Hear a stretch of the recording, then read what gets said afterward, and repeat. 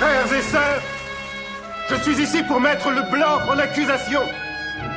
J'accuse le blanc d'être le plus grand assassin sur cette terre. J'accuse le blanc d'être le plus grand kidnappeur sur cette terre. Nulle part en ce monde où il est passé, le blanc peut dire qu'il a créé la paix et l'harmonie. Partout où il est passé, il a semé le chaos. Partout où il est passé, il a semé la destruction. C'est pourquoi je l'accuse. Je l'accuse d'être le plus grand kidnappeur sur cette terre. Je l'accuse d'être le plus grand assassin sur cette terre. Je l'accuse d'être le plus grand voleur, le plus grand esclavagiste sur cette terre. J'accuse le blanc d'être le plus grand mangeur de porc sur cette terre. Le plus grand ivrogne sur cette terre. Il ne peut nier ces accusations. Vous non plus, vous ne pouvez nier ces accusations. Nous sommes la preuve vivante de ces accusations. Vous en êtes la preuve vivante. Tu n'es pas américain, tu n'es qu'une victime de l'Amérique. Tu n'as pas choisi de venir ici. Il n'a jamais dit, frère noir, sœur noire, viens avec moi, nous bâtirons ensemble l'Amérique. Il a dit, vous les nègres, à fond de cale, je vous expédie là-bas et vous travaillerez pour la construction de l'Amérique. Que tu sois né ici ne fait pas de toi un Américain. Je ne suis pas américain, tu n'es pas américain. Tu n'es qu'un parmi les 20 millions de Noirs qui sont les victimes de l'Amérique. Toi et moi, nous n'avons jamais connu la démocratie. On n'a jamais connu la démocratie dans les champs de coton de Géorgie. Il n'y avait pas de démocratie là-bas. On n'a jamais connu la démocratie dans les rues de Harlem, de Brooklyn, de Détroit ni de Chicago. On n'a pas connu la démocratie là-bas, non. On n'a jamais connu la démocratie. Tout ce qu'on a connu, c'est l'hypocrisie. Le rêve américain ne connaît pas. Nous vivons chaque jour le cauchemar américain.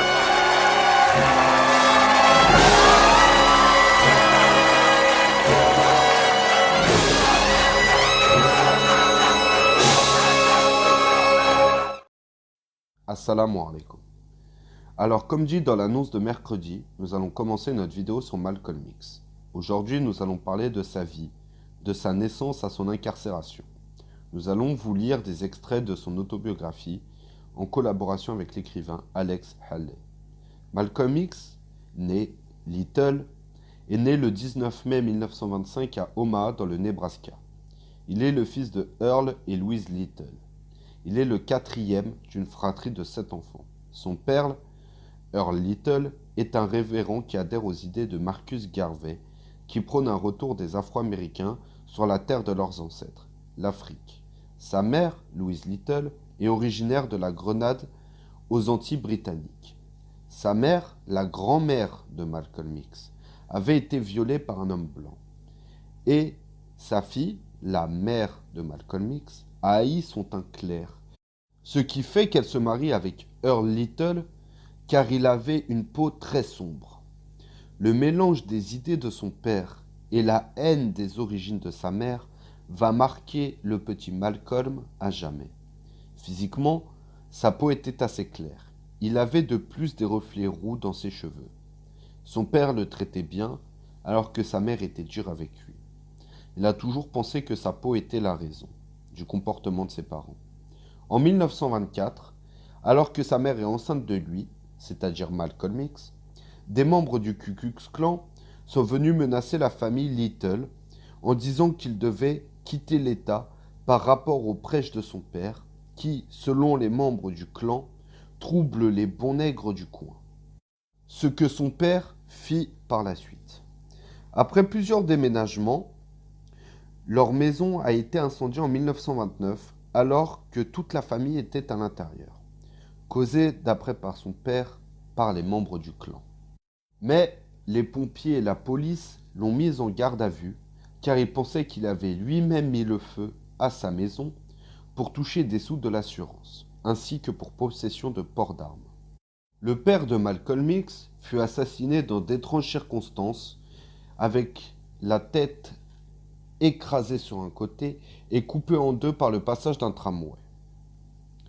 Ce que le juge et les compagnies d'assurance qualifieront de suicide, malgré une grande protestation des habitants noirs du coin, ainsi que de sa famille. Le décès de son mari, ainsi que la charge de sa famille, fit tomber Louise Little en dépression. Une extrême pauvreté se rajouta à cela d'ailleurs. Malcolm X en parle de cette manière dans son autobiographie. Puis, fin 1934, je crois, il se passa quelque chose. La famille s'était détériorée psychologiquement. Notre fierté avait été minée peu à peu parce que nous avions la preuve quotidienne et tangible que nous étions des indigents. Nous avions connu d'autres familles miséreuses, sans que personne chez nous ne l'ait jamais dit explicitement. Nous avions été fiers de ne pas prendre part aux distributions gratuites de vivres. Et maintenant, nous y allions comme les autres. À l'école, on nous montrait quelquefois du doigt. Nous étions les assistés. On le disait même à voix haute à l'occasion. Chez nous, on aurait pu croire que tout ce qu'il y avait à manger était marqué « interdit à la vente ». Les vivres que nous donnait l'État étaient ainsi estampillés pour nous en empêcher le trafic. Je m'étonne que nous n'ayons pas fini par croire qu'interdit à la vente était une marque. Par la suite, l'État américain retira les 7 enfants de Louise Little de sa garde, qu'il les plaça dans différentes familles d'accueil ou foyers, ce qui sépara Malcolm de ses frères et sœurs. Malcolm X a été placé dans différentes institutions, foyers et familles d'accueil. Il a été en majorité placé avec des Blancs. Il a eu d'ailleurs une excellente scolarité, au point d'être chef de classe. Entre ses bonnes notes et le fait qu'il était élu chef de classe, il voulait devenir avocat. Son rêve a été vite cassé par un de ses professeurs, qui lui a rappelé la réalité. Un noir ne pouvait pas s'occuper des affaires judiciaires d'un blanc. Pour ce professeur, il n'y avait rien de raciste. Juste, il voulait que son projet soit réaliste. Il a eu d'ailleurs ces termes pour le lui faire comprendre. Malcolm, sois réaliste, tu n'es qu'un nègre, et un nègre ne peut pas être avocat. Il lui proposa de devenir charpentier en lui rappelant que son père était charpentier, tout comme Jésus était charpentier. Malcolm fut profondément touché par ces propos, au point d'arrêter l'école, car il ne voulait pas être charpentier. Il commença à se lisser les cheveux et à essayer d'être plus clair de peau. Malgré toutes ces tentatives, c'est un échec. Après avoir été envoyé d'un centre à un autre, puis d'une famille d'accueil en famille d'accueil, jusqu'à ce qu'il soit enfermé pendant une courte période en détention pour mineurs. Il déménagea à Boston, où il accumule plusieurs petits emplois. Il travaille aussi de temps en temps pour une compagnie de chemin de fer, la New Haven Railroad. À partir de 1942, Malcolm fait partie de la pègre bostonienne. À cause d'une rivalité avec un chef de la pègre locale, il doit fuir Boston, avec sa compagne de l'époque, une jeune femme blanche nommée Sophia. Suite à ça, il se cacha quelque temps dans le Michigan, puis s'installa à New York, où il travailla un peu pour la compagnie de train pour laquelle il avait travaillé auparavant, ou comme cireur de chaussures au Lindy Hop Nightclub, où d'après ses dires, il aurait ciré les chaussures de Duke Ellington et d'autres musiciens célèbres. Peu de temps après, il commence à vendre de la drogue, faire des jeux d'argent, du racket, etc. À ce moment-là, il est surnommé Détroit Red, dû en grande partie à ses reflets roux dans les cheveux et son teint un petit peu plus clair. Pendant la Seconde Guerre mondiale, il a évité d'être envoyé au front en se faisant passer pour fou. En 1946, il est arrêté pour cambriolage. Il est condamné à une peine de 10 ans dans la prison d'État de Charleston, où il ne fit finalement que 7 ans. Malcolm X nous raconte ainsi sa vie de voyou à l'époque.